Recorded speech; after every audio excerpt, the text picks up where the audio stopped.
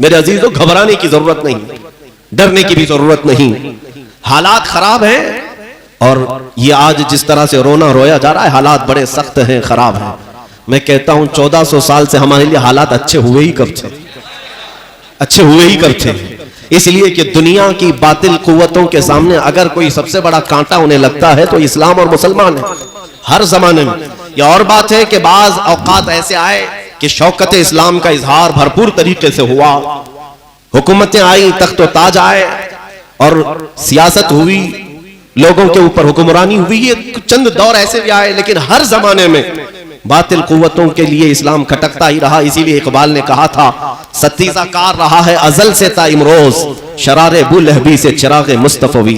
पहले दिन से लेकर आज तक ये हमी, ये लुका छुपी चलती रही है। रोज अव्वल से ही इस्लाम के साथ जिस तरह का ये दोगला सलूक करते हैं वो चला आ रहा है। आप अभी सुन रहे थे कि हम जान दे देंगे लेकिन हुजूर पाक सल्लल्लाहु अलैहि वसल्लम के नाम पर समझौता नहीं करेंगे। साथ ही मैं नकीब इजलास से कहता हूं, जरा एहतियात के दायरे में आप लोगों से मुखातिब हों। यकीनन आज आपके ऊपर जिस तरह से नजर हुकूमत और उसके कारिंदे जमाए हुए हैं, ये कोई ताज्जुब की बात नहीं है। मुसलसल उलमा के पीछे टीमें लगाई गई हैं कि ये आतंक को बढ़ा रहे हैं, ये भड़का रहे हैं, वर्गला रहे हैं। इनको तलवार से डर लगता है, जबकि आप तलवारों का जिक्र कर रहे हैं। आपने कहा कि समझौता नहीं होगा, तलवार उठ जाएगी। मैं कहता हूं तलवार बहुत दूर की चीज है, तलवार बहुत दूर की चीज है। हम वमा रमैत इद रमैत वाले बदरी सहाबा के वारिस हैं, अल्हम्दुलिल्लाह। जंगे बद्र में आने वाले बदरी सहाबा के वारिस हैं। अगर लकड़ी भी उठा ले तो तलवार से भारी है। तलवार बहुत दूर की बात है, तलवारों का जिक्र ना करें, तलवारों का, गोली बंदूक बारूद का जिक्र ना करें। ये मुस्तफा करीम सल्लल्लाहु अलैहि वसल्लम के वो सच्चे आशिक हैं कि ये कंकरियां उठा ले तो रब तबारक व तआला उनमें भी वो ताकत अता करेगा जो इनके मिसाइलों में नहीं है। ये हमारा ईमान और तवक्कुल जो है वो अल्लाह की जात से है, या असबाब पर नहीं। खालिक असबाब पर भरोसा करो ऐ मुसलमानों, और फिर बेदारी तुम ला करके तो दिखाओ। इसीलिए उनका एक शेर था नकीब इजलास का, बड़ा अच्छा लगा। उन्होंने ये कहा कि नूरे सरकार ने जुल्मत का भरम तोड़ दिया, कुफ्र काफूर हुआ, शिरक ने दम तोड़ दिया। सच कहा आपने। इसी को इकबाल ने 100 साल पहले कहा था, 100 साल पहले कहा था कि कुफ्र दम तोड़ देगा टूटी हुई शमशीर के साथ, कुफ्र दम तोड़ देगा टूटी हुई शमशीर के साथ। गर तुम निकला जाओ एक बार नारे तकबीर के साथ।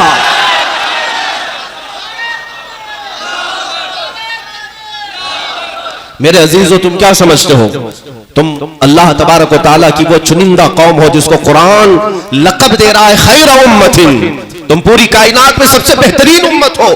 और रब ताला फरमाता है काना हक़्क़न अलैना नस्रुल मुमिनीन, हमने अपने ऊपर लाजिम कर लिया है कि ईमान वालों की मदद करेंगे। मदद तुम्हारे साथ है अल्लाह की। और रसूल करीम सल्लल्लाहु तआला अलैहि वसल्लम जब गारे सौर में थे, कुफ्फारे मक्का ढूंढते ढूंढते गारे सौर तक पहुंच गए। हिजरत का वाकया मालूम होगा जब हुजूर पाक सल्लल्लाहु अलैहि वसल्लम सिद्दीक़ अकबर के साथ तन्हा है और 100 से ज्यादा कुफार मुशरिकीन हुजूर का पीछा करते हुए वहां तक पहुंच गए। जब गारे सौर के करीब उनके कदमों की आहट आई तो सैयदना अबू बकर सिद्दीक रज़ी अल्लाह तआला अन्हु घबराने लगे। मेरे मुस्तफ़ा करीम सल्लल्लाहु अलैहि वसल्लम ने एक जुमला फरमाया था, उस जुमले को कुरान में भी अल्लाह ने बयान फरमाया। अबू बकर सिद्दीक के सीने पर हाथ रखकर अल्लाह के रसूल ने यूं कहा, ला तहज़न इन्नल्लाह माना। अबू बकर घबरा मत, अल्लाह हमारे साथ है, अल्लाह हमारे साथ है।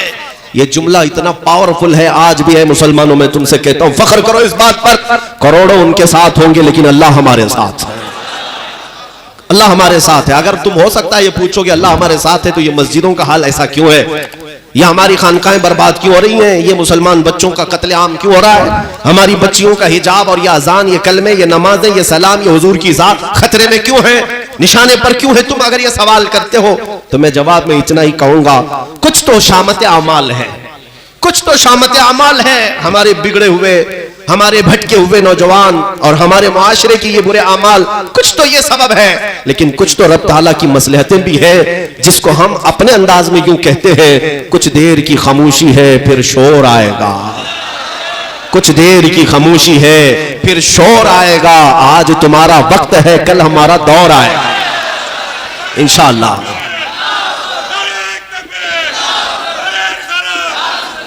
मेरे अजीजों, इकबाल ने यह भी कहा था, जरा नम हो तो बड़ी जरखेज है ये मिट्टी। किसके लिए कहा है? इसी तबके के लिए कहा है, नौजवानों तुम्हारे पास फौलादी ताकतें हैं, तुमने अपने आप को आज तक महसूस नहीं किया, तुमने ऐरे गैरे नत्थु खेरे की इक्तिदा में अपने आप को बर्बाद कर लिया, तुमने आइडियल किसी और को बना लिया। हकीकत देखो तो आज भी वो ताकतें कुव्वतें तुम्हारे कदमों में है, तुम्हारे घर की कनीजें हैं। इसलिए कि इकबाल ने यह भी कहा था, उनके जो हम गुलाम थे खल्क के पेशवा रहे, उनके जो हम गुलाम थे खल्क के पेशवा रहे, उनसे फिरे जहां फिरा फिर आई कमी वकार में। हुजूर से फिर गए तुम तो ये कमी आई है वकार में और इज्जत में, बाकी कुछ नहीं। जो लोग ये कहते हैं कि मुसलमानों के पास अब ताकत और कुव्वत, सियासत, हुकूमत, दौलत, इज्जत कुछ नहीं है, मैं कहता हूं ये चीजें कब हमारे पास आई थी? कब थी? वो 313 निहत्ते साहबा जो बदर में गए थे, मियां उनके पास कौन सी ताकत थी, कौन सी दौलत थी? उनके पास तो 10 लोगों के दरमियान 2 खजूरें होती थी खाने के लिए। हाँ, लेकिन मदीने से निकलते थे तो कैसर और किसरा भी कांपने लगते थे। उनके पास कपड़े वो थे जो जगह जगह से पैबंद लगे हुए थे। कभी हमने इन तमाम दौलतों पर फख्र करना सीखा नहीं, और ये असबाब हमारी कामयाबी का जरिया नहीं। हमारी कामयाबी का जो जरिया है और हमारे सरबुलंदी की जो राज, सरबुलंदी का जो राज है, वो ना ताकत है, ना हुकूमत है, ना सियासत है, ना दौलत है। वो हमारी सरबुलंदी और सरफराजी का जो राज है वो सिर्फ और सिर्फ इतना है, हमें करनी है शहंशाह बतहा की रजा जोई। वो अपने हो गए तो रहमते परवरदिगार अपनी। मेरे अजीजों, आज मैं दावत यही देने आया हूं नौजवानों को।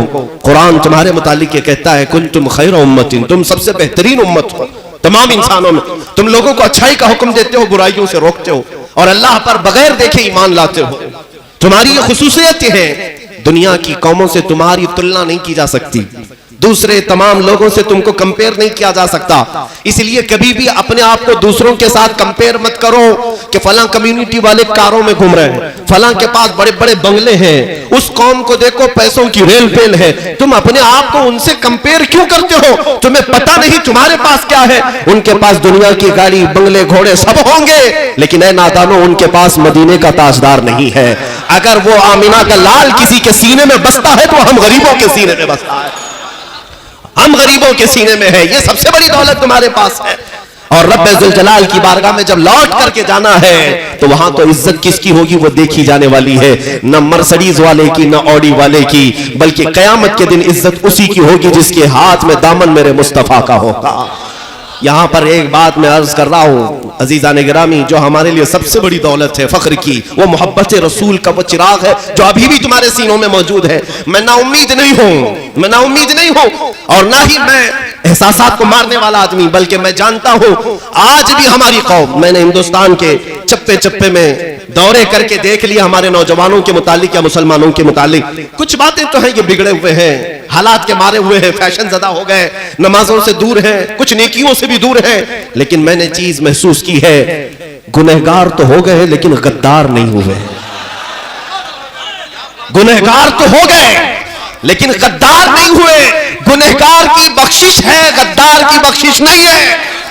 इसीलिए अब हमारी उम्मीदें जागी हुई हैं कि गद्दार नहीं हुए। इसकी सबसे बड़ी अलामत यह है कि इधर कोई हुजूर का नाम लेता है, बगैर किसी हुक्म के लोग अंगूठों को चूम लेते हैं, आंखों से लगा लेते हैं। तुम्हें किसने कहा हुजूर के नाम को चूम कर आंखों से लगाओ? इधर अशहदु अन्ना मुहम्मदर रसूलुल्लाह कहा जाता है, हर एक के लब चूम करके अंगूठों को आंखों से क्यों लग जाते हैं? यह अलामत है कि दिल के अंदर अभी चिराग मुस्तफा का जल रहा है, उस मोहब्बत का चिराग मौजूद है। बस इस दिया की रोशनी को और थोड़ा शोला बनाने की देर है। जिस दिन ये चिराग शोला बनेगा इंशाअल्लाह अज़ीज वो वक्त आएगा जब मुझ जैसा एक कमतर आदमी नहीं, तुम हर मोहल्ले में एक एक सलमान जरूर देखोगे, हर बस्ती में देखोगे। मैं अपनी तारीफ के लिए बात नहीं कर रहा, मैं तहदीद नेमत के लिए कह रहा हूं। आज अगर तुमको मुझसे मोहब्बत है तो इसलिए नहीं है कि मैं किसी बड़े खानदान का बेटा हो, बल्कि सिर्फ मुझसे मोहब्बत इसलिए करते हो कि मेरे मुस्तफा की हदीसें या बातें किया करता है, हुजूर पाक सल्लल्लाहु तआला अलैहि वसल्लम की मोहब्बत की बात करता हूं। यही इज्जत है। और कल को देखोगे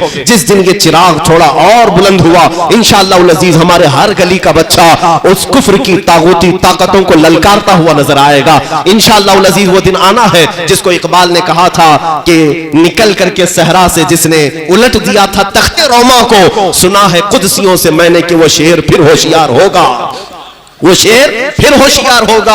अब वो वक्त आने वाला है, थोड़ी आजमाइशें जरूर होंगी, लेकिन तुम्हें अपना इत्तेहाद, अपनी यूनिटी, अपना इत्तेफाक बरकरार रखने की जरूरत है। उलमा के माबैन इख्तिलाफात जिस दिन खत्म हो जाएं, ये ताकत इस कदर मजबूत हो जाएगी कि इसका अंदाजा नहीं कर सकेंगे, इसका अंदाजा नहीं कर सकते। आपको पता है अल्लाह तबारक व तआला ने अपने हबीब सल्लल्लाहु अलैहि वसल्लम को एक खुसूसियत अता की। खुद मेरे आका फरमाते हैं, नुसिरतु बिर्रुअबी, अल्लाह ताला ने मुझे रौब के जरिए से मदद किया है। रौब क्या है? दुश्मनों पर उनका खौफ, दुश्मनों के दिलों पर हुजूर का खौफ। कितनी दूर से?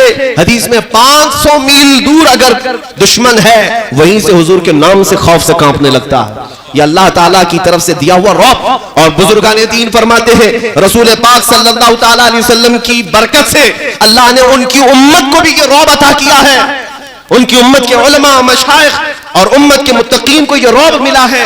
और चाहे वो दसियों की तादाद में कि सैकड़ों की तादाद में, अल्लाह ने तुम्हें रौब के जरिए मदद फरमाया। रौब तुम्हारा मौजूद है, खौफ है, मौजूद है। आज मुझे ये बात समझ में नहीं आती। आज एक हैरत की बात है, हमारा मुल्क अजीज, हम तो यहाँ पर पैदाइशी हैं, आंखें यहीं खोले, बचपन से देख रहे हैं। हमसे बड़े भी बुजुर्ग यहाँ बैठे, कई नशेब व फराज इन्होंने अपनी जिंदगियों में देखे होंगे। आजादी के वक्त के भी लोग मौजूद हैं, उसके बाद के भी लोग मौजूद हैं।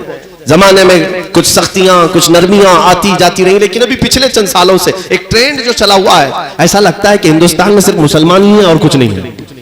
सारे मीडिया चैनल में सिर्फ मुसलमान ही है।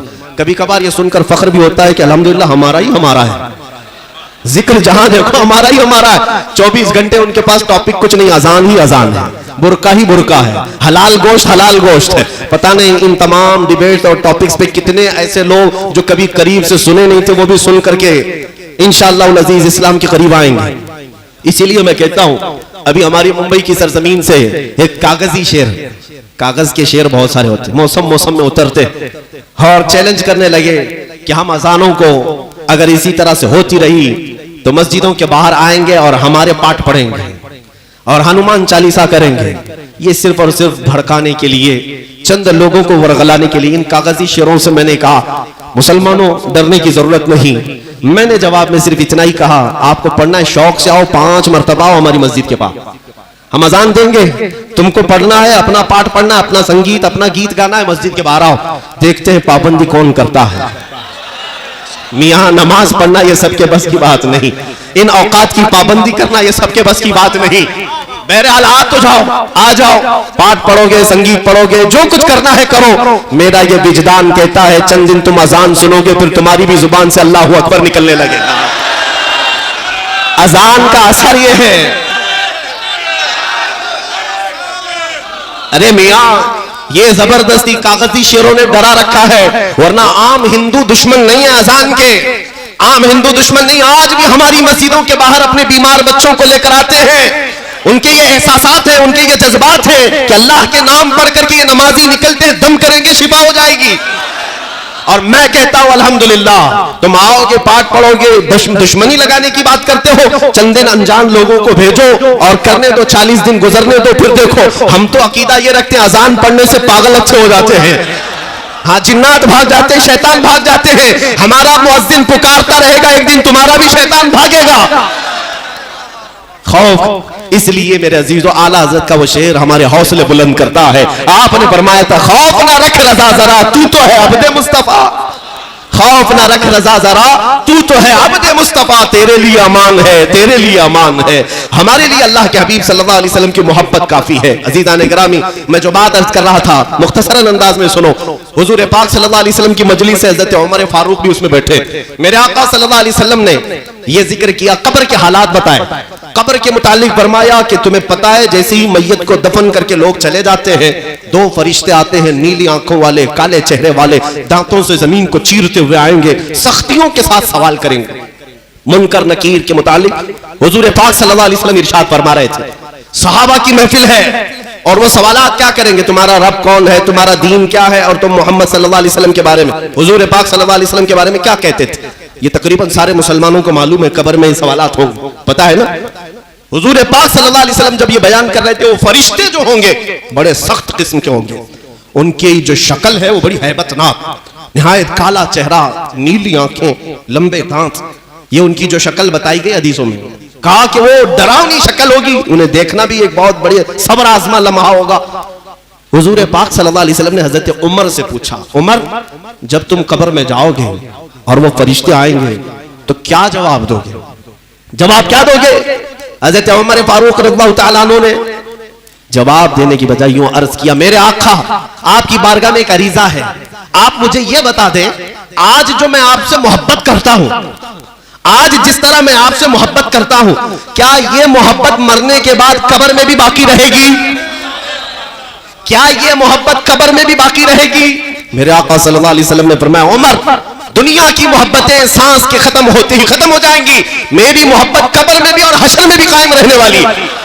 तब हजरत उमर फारूक ने खड़े होकर के अर्ज किया, या रसूल अल्लाह, मरने के बाद अगर आपकी मोहब्बत बाकी रहने वाली है तो ये फरिश्तों का मामला मेरे ऊपर छोड़ दे, मैं खुद निपट लूंगा।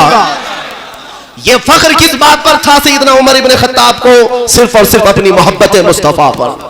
इसलिए मैं कहता हूं मुसलमानों, अगर सैयदना उमर फारूक रज़ियल्लाहु ताला अन्हु ने यह हमें जज्बा दिया है कि रसूल पाक की मोहब्बत है, तो कब्र के फरिश्तों से भी हम निपट लेंगे, जवाबात दे लेंगे, क्योंकि मेरे आका की इनायत साथ होगी। तो फिर अगर दुनिया में तुम्हारे अगर इतना यकीन हो जाए कि मेरा दिल सिर्फ और सिर्फ धड़कता है मेरे मुस्तफा के लिए, तो कब्र में फरिश्तों को जवाब देने की जब हिम्मत है, तो यहाँ के वक्त के तागूती ताकतों को मुकाबला करने की हिम्मत क्यों नहीं आ सकती? यकीनन आएगी जिस दिन तुम्हारा दिल यकीन के साथ भर जाएगा, जिस दिन यकीन के साथ भर जाएगा कि मैं मेरे मुस्तफा करीम सल्लल्लाहु अलैहि वसल्लम का सच्चा गुलाम। हाँ, आजमाइशें आएंगी मेरे अजीजों, ऐसा नहीं है कि आज जिस तरह से हम बोल रहे हैं हमारे साथ कुछ नहीं होना है, होगा। और मैं ये कहता हूं कि ज्यादा से ज्यादा क्या होगा, गर्दन मार दी जाएगी, मौत आनी है एक ही बार आनी, उसके अलावा तो नहीं। और हम उस बरेली के जारूफ कश है जहां का इमाम हमें यह सिखाता है, करूं तेरे नाम पे जान फिदा, न बस एक जहां दो जहां फिदा, दो जहां से भी नहीं जी भरा, करूं क्या करोड़ों जहां नहीं। जब हम जान फिदा करने की बात करते हैं तो फिर वो मुहावरा भी याद होना चाहिए जो आम मसल में कहा जाता है, ओखली में सर रख ही दिया तो मुसल से क्या डरना। ओखली में जब सर रख दिया है तो मुसल से क्या डरना है। हुजूर पाक सल्लल्लाहु ताला अलैहि वसल्लम की मोहब्बत और उनकी बारगाह में उनकी इज्जत की पहरेदारी की कसम उठा ही लिया, तो फिर अब इन सब बातिल चूंटियों से डरने की जरूरत क्या है? अगर हमारी आजमाइश होनी है तो मौला की मर्जी से होगी, अगर रब तबारक व तआला की मर्जी होगी तो आजमाइश होगी, और मौला अगर ना चाहे ये हजारों ताकतें मिलकर के हमारा बाल भी नहीं निकाल सकेंगे। इतना यकीन है इंशाअल्लाह अजीज आले गिरामी वक़ात। लोग अगर हमें इस बात का ताना देते हो या इस तौर पर झिझोड़ते हो कि ये हालात इस तरह की गुफ्तगू के नहीं है, जेल में चले जाओगे, सड़ जाओगे, फांसी हो जाएगी, मुकदमे हो जाएंगे और जिंदगी भर कोर्ट कचेरी के चक्कर काटेंगे, तो हमने कहा क्या हुजूर की मोहब्बत मुफ्त में लेना चाहते हो, हलवे खा करके? हाँ, सिर्फ खिचड़े और नियाजे खा करके लेना चाहते हो? अरे मोहब्बत उसको कहते हैं जो बिलाल हबशी की आवाज में है कि अंगारों पर सो करके भी मेरे मुस्तफा की वफादारी का ऐलान किया था। हाँ, खुबैब इब्न अदी की वो मोहब्बत है कि सूली पर चढ़ करके नाक कट गई, कान कट गए, होंठ काटे गए, नाखून खींच लिए गए, आंखों में सलाइयां फेर दी गई, तब भी ये कहता था वो खुबैब इब्न अदी, जालिमो तुम मेरे जिस्म के 1000 टुकड़े कर लो गवारा है, लेकिन अब भी मेरे मुस्तफा के तलवे में कांटा चुभे ये भी मुझे गवारा नहीं, ये भी मुझे गवारा नहीं। हमने ये सिर्फ किताबों में पढ़ने के लिए और बयानात में सुनने के लिए नहीं, जिस दिन प्रैक्टिकल करना होगा है नौजवानों, हुजूर के नाम पर अगर कोई तकलीफ और मशक्कत उठानी हो तो उठाएंगे इंशाअल्लाह। इसलिए कि हमारी माओ ने सिर्फ दूध ही नहीं पिलाया, इश्क रसूल भी पिलाया, और जिसकी माँ ने नहीं पिलाया वो मेरा मुखातब भी नहीं है, जिसकी माँ ने नहीं पिलाया वो मेरा मुखातब नहीं है। मेरा मुखातब, मेरा सुनने वाला वही है जो अपनी माँ के सीने से दूध के साथ इश्क रसूल भी पी कर आया हो। अगर ये साथ में है तो डर और खौफ अपने सीने से निकालो। हालात जैसे भी होंगे, हर जमाने में इस्लाम का ये पौधा लहलहाता रहा है और लहलहाता रहेगा। आज जिस तरह के हालात पेचीदा किए जा रहे हैं, मेरे अजीजों में भड़काने के लिए नहीं कहता हूं, मैं सिर्फ और सिर्फ हिम्मत दिलाने के लिए कहता हूं। ये नहीं है कि तुम भड़क जाओ और बाहर निकल करके कत्ल गारत करो, इस्लाम इसकी इजाजत भी नहीं देता। मेरे आका सल्लल्लाहु अलैहि वसल्लम की हदीस भी है, ला ततमन्नौ लिक़ा अदुविकुम, तुम अपने दुश्मन से मुठभेड़ की तमन्ना भी मत करना, जंग करने की तमन्ना मत करो। जंगों में सिवाय नुकसान के होता क्या है, सबके घर जलेंगे। हुजूर पाक सल्लल्लाहु ताला अलैहि वसल्लम ने हुक्म यह फरमाया, जंग की तमन्ना मत करो, लेकिन साथ में मेरे आका ने यह भी फरमाया, और अगर तुम्हारे सरों पर सवार हो जाए तो फिर कदम भी पीछे मत हटाओ। हाँ, अगर जबरदस्ती कोई तुम्हारे सरों पर सवार हो जाए तो फिर साबित कदमी का मुजाहरा करो, अल्लाह की मदद तुम्हारे साथ आएगी, अल्लाह की मदद आएगी। मैं अपनी कौम को यही जमा मर्दी और यही हौसला देने की बात करता हूं। जायदादें, प्रॉपर्टियां, ये सारी चीजें जो कुछ भी मिली है वो मेरे रसूल की बरकत से मिली। तुम अगर ये सोचते हो कि मैं इस तरह के हालात में आ जाऊंगा, हमारे घर पर भी बुलडोजर चलेगा, दुकानें कर ली जाएंगी, जायदादें जब्त कर ली जाएंगी, ये जो खौफ फैलाया जाता है मेरे अजीजों, यजीद भी ये करके देख चुका। बुलडोजर उस जमाने में नहीं था, लेकिन जो भी रहा होगा वो घर भी तोड़वाया करता था अपने मुखालिफिन के। जो उसकी बगावत करे या जो उसकी बैत को ना माने उसके घर तोड़वा दिया, बाजारों के दुकानों की दुकानें खत्म करवा दिया। हर जमाने का यजीद ये करके देखता है, लेकिन शब्बीर हर जमाने में जिंदा होता है। मेरे अजीजों, हुसैन आजम के चाहने वाले इन यजीदी ताकतों से नहीं घबराया करते। ईमान जिसके सीने में मौजूद है, जायदादें क्या आज तुम कर लिए, कल मेरे मुस्तफा का अगर हुक्म हुआ तो इससे 10 गुना ज्यादा मौला अता करेगा। इंशाअल्लाह दरवाजे खुलेंगे, इस बात का खौफ ना रखो, डरो मत। इसीलिए मैं ये भी कहता हूं, मौलाना साहब ने अभी नकीब इजलास ने जो कहा था उस पर मैंने कहा था कि तलवार उठ जाएगी और समझौता नहीं होगा। मेरे अजीजों, आज हिंदुस्तान के हालात को खराब करने के लिए बाज़ाब्ता कुछ भंग पिला करके, नशा पिला करके जवानों को उतार दिया गया है, और वो ऐसा आतंक फैलाते हैं कि वो होश में नहीं रहते। मस्जिदों के बाहर तमाशा करो, मज़ारात के बाहर तमाशा करो, सिर्फ और सिर्फ खौफ और हिरास का माहौल पैदा करने की ये कोशिश है, बाकी कुछ भी नहीं है। और ये भी मैं आपको बता दूं कि इनमें कोई सीरियस नहीं है, सब राजनीति खेल है, पॉलिटिक्स चमकाना है, इसलिए कि अच्छी तरह समझ चुके जब तक ये हिंदू मुस्लिम नहीं करेंगे अब कोई मुद्दा ही नहीं है।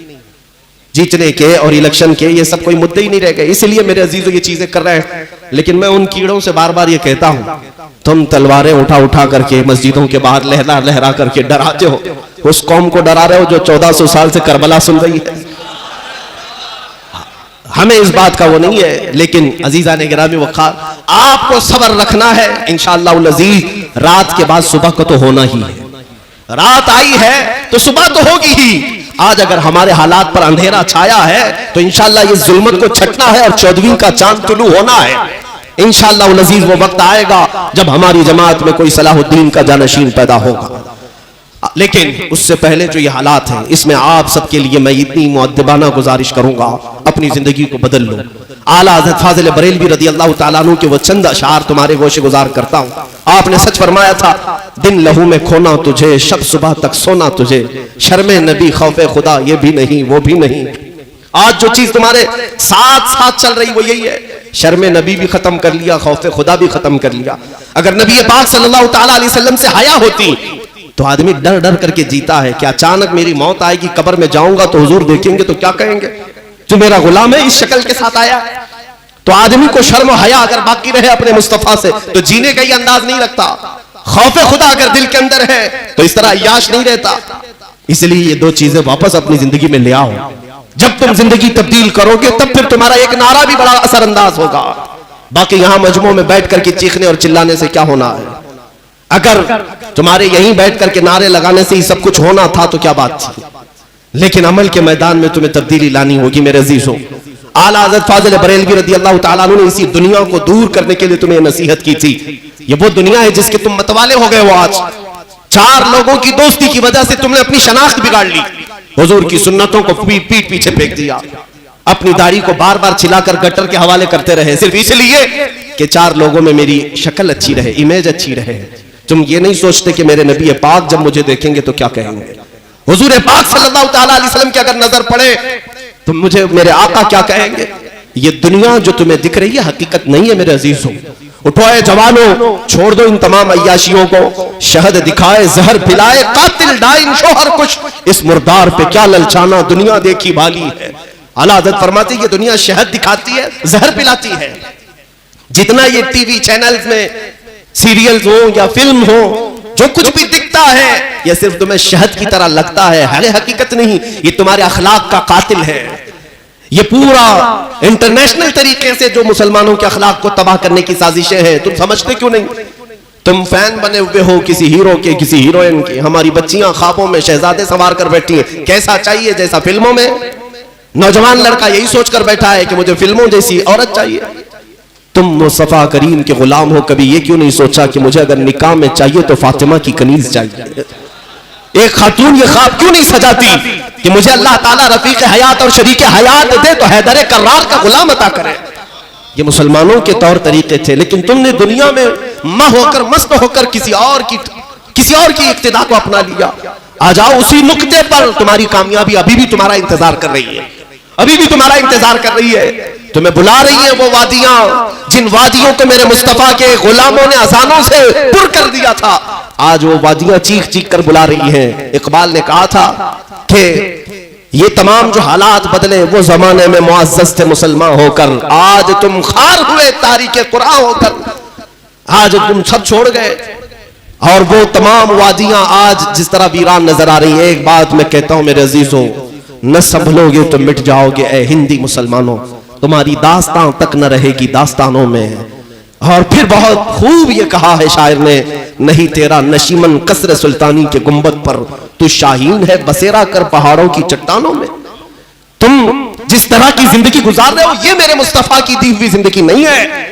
सुबह गाने सुनते उठना, शाम को रक्स देखते हुए सो जाना, नहीं मेरे अजीजों, गुलाम मुस्तफा की सुबह शामें ऐसी नहीं होती गाने की धुन पर सुबह करता हो और फिल्म देखते हुए सो जाता हो, बल्कि मेरे मुस्तफा का जो गुलाम है वो यूं कहता है, मैं सो जाऊं या मुस्तफा कहते कहते, खुले आंख मेरी सल्ले अला कहते कहते। यह हमारे नगमे थे, यह हमारी जिंदगियां थी। जब से बदल लिया तुमने इन जिंदगियों को, उनसे फिरे जहां फिरा फिर आई कमी वक़ार। हुजूर मेरी तो सारी बहार आप से है।